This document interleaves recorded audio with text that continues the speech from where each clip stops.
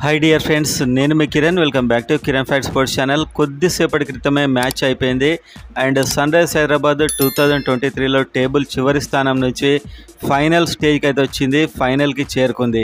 So ఒక ఉత్కంఠభరితమైన విజయాన్ని అయితే ఇంత ముందే సాధించింది రాజస్థాన్ రాయల్స్ మీద. ఈ విజయాన్ని ఎంజాయ్ చేస్తున్న ఎస్ఆర్హెచ్ ఫ్యాన్స్ అంతా వీడియోని అయితే గట్టిగా ఒక లైక్ చేయండి అండ్ కామెంట్ చేయండి ఇవాళ ఎవరి పర్ఫార్మెన్స్ మీకు బాగా అనిపించింది అండ్ సబ్స్క్రైబ్ చేసుకోండి. వీడియోలోకి వెళ్ళినట్లయితే రాజస్థాన్ రాయల్స్ టాస్ గెలిచి ఎస్ఆర్హెచ్కి బ్యాటింగ్ ఇచ్చింది. 175 కొట్టారు. కాకపోతే దీంట్లో హెన్రిచ్ క్లాసెన్ యొక్క తీవ్రమైన శ్రమ ఉంది అండ్ అదేవిధంగా త్రిపాఠి అద్భుతమైన ఇన్నింగ్స్ ఉంది అండ్ ట్రావిస్ హెడ్ ఇతడు కూడా బాగా ఆడాడు అండ్ అదేవిధంగా చివరిలో షాబాద్ అహ్మద్ని వికెట్లు పడడం వల్ల ఇంపాక్ట్ ప్లేయర్గా పిలిచారు. సో అతడు 18 రన్స్ 18 బాల్స్లో కొట్టాడు. ఇది కాదు ఇక్కడ విశేషం, షాబాద్ అహ్మద్ బౌలింగ్లో హిట్ కావడం. సో అనూహ్యంగా షాబాద్ అహ్మద్ 4 ఓవర్స్లో 23 రన్స్ ఇచ్చి 3 వికెట్లు తీశాడు. ఇది రాజస్థాన్ రాయల్స్ మైండ్ బ్లాక్ చేసింది. అదేవిధంగా అభిషేక్ శర్మ కూడా బ్యాటింగ్లో కాస్త ఫెయిల్ అయ్యాడు, కానీ ఫైనల్గా అయితే 4 ఓవర్స్లో 24 రన్స్ ఇచ్చి 2 వికెట్లు తీశాడు. 6.4 రన్ రేట్ మాత్రమే.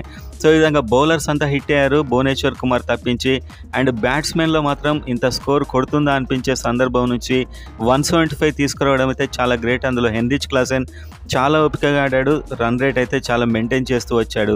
సో మొత్తానికైతే 36 రన్స్ తేడాతోని ఫైనల్గా చూసే వరకు ఈ ఎస్ఆర్హెచ్ అయితే గెలిచింది. ఇందులో బ్యాటింగ్లో నేను చెప్పిన వాళ్ళు అండ్ బౌలింగ్లో Shahbaz Ahmed and Abhishek Sharma, Pat Cummins కూడా బాగానే వేశాడు బౌలింగ్ అని చెప్పొచ్చు, ఉనాడ్కట్ కూడా. సో మొత్తానికి ఒక ఫెంటాస్టిక్ విన్ ఇది. చివరికి మనకు 175 ఈజీ కొడుతుంది అనుకున్న దశ నుంచి స్పిన్ అయితే ఇక్కడ వీక్ అనుకున్నామో దాంతోనే ఇద్దరు లెఫ్ట్ ఆర్మ్ స్పిన్నర్స్ గెలిపించారు. సో కంగ్రాట్స్ నిజం చెప్పాలంటే ఎస్ఆర్హెచ్ ఫ్యాన్స్ అండ్ ఎస్ఆర్హెచ్ అభిమానులందరికీ.